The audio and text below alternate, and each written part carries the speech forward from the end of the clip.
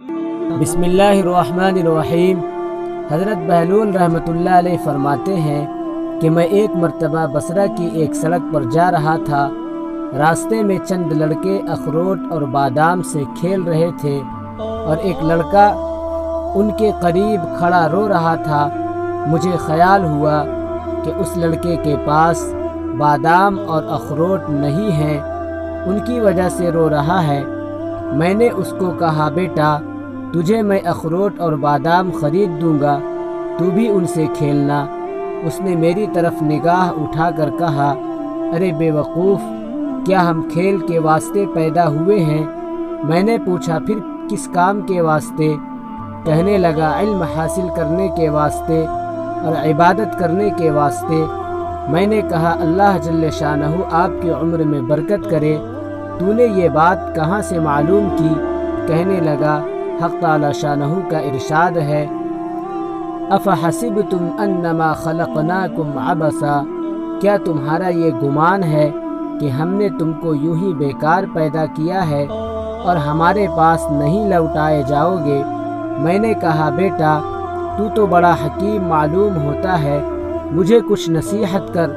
اس نے 4 شعر پڑھے جن کا ترجمہ یہ ہے کہ میں دیکھ رہا ہوں کہ دنیا ہر وقت چل چلاؤ میں ہے، آج یہ گیا کل وہ گیا۔ دنیا ہر وقت چلنے کے لیے دامن اٹھائے قدم اور پنڈلی پر دوڑنے کے لیے تیار رہتی ہے، پس نہ تو دنیا کسی زندہ کے لیے باقی رہتی ہے، نہ کوئی زندہ دنیا کے لیے باقی رہتا ہے۔ ایسا معلوم ہوتا ہے کہ موت اور حوادث 2 گھوڑے ہیں جو تیزی سے آدمی کی طرف دوڑے چلے آ رہے ہیں۔ پس او بے وقوف جو دنیا کے ساتھ دھوکہ میں پڑا ہوا ہے، ذرا غور کر اور دنیا سے اپنے لیے کوئی آخرت میں کام آنے والی اعتماد کی چیز لے لے۔ یہ شعر پڑھ کر اس لڑکے نے آسمان کی طرف منہ کیا اور دونوں ہاتھ اٹھائے اور آنسو کی لڑی اس کے رخساروں پر جاری تھی، اور یہ 2 شعر پڑھے جن کا ترجمہ یہ ہے، اے وہ پاک ذات کہ اسی کی طرف عاجزی کی جاتی ہے اور اسی پر اعتماد کیا جاتا ہے، جب اس سے کوئی امید باندھ لے تو وہ نامراد نہیں ہو سکتا، اس کی امید ضرور پوری ہوتی ہے۔ یہ شعر پڑھ کر وہ بے ہوش ہو کر گر گیا۔ میں نے جلدی سے اس کا سر اٹھا کر اپنی گود میں رکھ لیا اور اپنی آستین سے اس کے منہ پر جو مٹی وغیرہ لگ گئی تھی پوچھنے لگا۔ جب اس کو ہوش آیا تو میں نے کہا، ابھی سے تمہیں اتنا خوف کیوں ہو گیا؟ ابھی تو تم بچے ہو، ابھی تمہارے نامہ اعمال میں کوئی گناہ بھی نہ لکھا جائے گا۔ کہنے لگا، بہلول ہٹ جاؤ، میں نے اپنی والدہ کو ہمیشہ دیکھا، جب وہ آگ جلانا شروع کرتی ہے تو پہلے چھوٹی چھوٹی لکڑیاں ہی چولہے میں رکھتی ہیں، اس کے بعد بڑی لکڑیاں رکھتی ہیں۔ مجھے یہ ڈر ہے کہ کہیں جہنم کی آگ میں چھوٹی لکڑیوں کی جگہ میں نہ رکھ دیا جاؤں۔ میں نے کہا، صاحبزادے بڑے حکیم معلوم ہوتے ہو، مجھے کوئی مختصر سی نصیحت کرو۔ اس نے اس پر 14 شعر پڑھے جن کا ترجمہ یہ ہے، میں غفلت میں پڑا رہا اور موت کو ہانکنے والا میرے پیچھے پیچھے موت کو ہانکنے چلا آ رہا ہے۔ اگر میں آج نہ گیا تو کل ضرور چلا جاؤں گا۔ میں نے اپنے بدن کو اچھے اچھے اور نرم لباس سے آراستہ کیا، حالانکہ میرے بدن کے لیے قبر میں جا کر گلنے اور سڑنے کے علاوہ چارہ کار نہیں۔ وہ منظر اس وقت گویا میرے سامنے ہے جبکہ میں قبر میں بوسیدہ پڑا ہوا ہوں گا، میرے اوپر مٹی کا ڈھیر ہوگا اور نیچے قبر کا گڑھا ہوگا، اور میرا یہ حسن و جمال سارا کا سارا جاتا رہے گا اور بالکل مٹ جائے گا، حتیٰ کہ میری ہڈیوں پر نہ گوشت رہے گا نہ کھال رہے گی۔ میں دیکھ رہا ہوں کہ عمر تو ختم ہوتی جا رہی ہے اور آرزوئیں ہیں کہ پوری نہیں ہوتی، اور بڑا طویل سفر سامنے ہے اور توشہ ذرہ سا بھی ساتھ نہیں، اور میں نے کھلم کھلا گناہوں کے ساتھ اپنے نگہبان اور محافظ کا مقابلہ کیا اور بڑی بری حرکتیں کی ہیں۔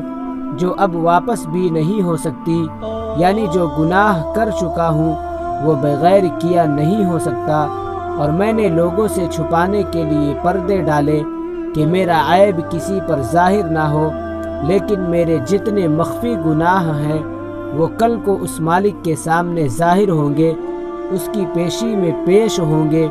اس میں شک نہیں کہ مجھے اس کا خوف ضرور تھا، لیکن میں اس کے غایت حلم پر بھروسہ کرتا رہا، جس کی وجہ سے جرأت ہوتی رہی، اور اس پر اعتماد کرتا رہا کہ وہ بڑا غفور ہے، اس کے سوا کون معافی دے سکتا ہے۔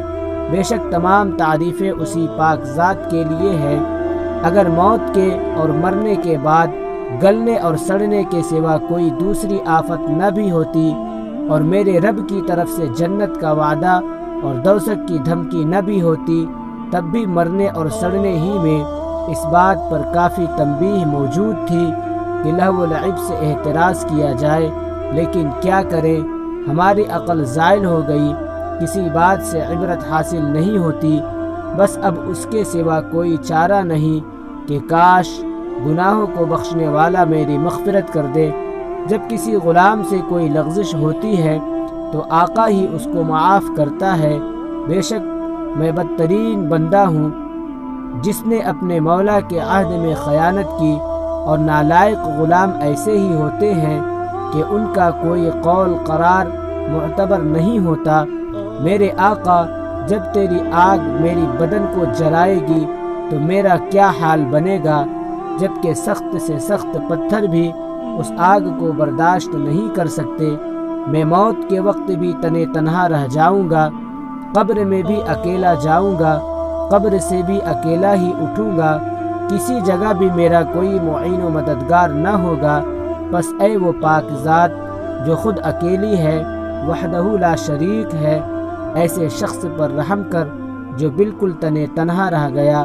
بہلول رحمۃ اللہ علیہ کہتے ہیں کہ اس کے یہ اشعار سن کر مجھ پر ایسا اثر ہوا کہ میں غش کھا کر گر گیا۔